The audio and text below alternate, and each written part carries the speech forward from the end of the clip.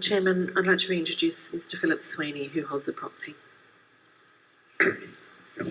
Thank you, Catherine.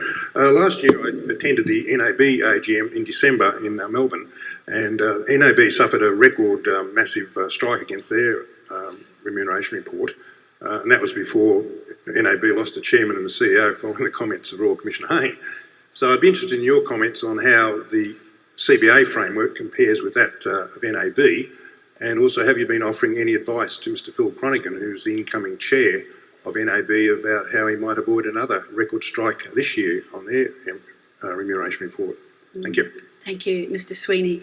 I don't think it's appropriate for me to comment on any other organisation or institution, but I think, as you know, after our first strike in 2016, we did a substantial reconfiguration of our remuneration system, which included additional deferrals, which, as we've already discussed during this meeting, but we did go through a very extensive review of our system.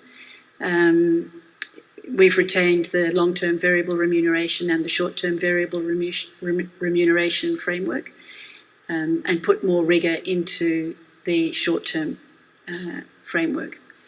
But it's the framework overall, I think we've indicated, is just subject to constant review to make sure that it is actually fit for purpose in terms of recognising good performance, but also consequences for poor performance.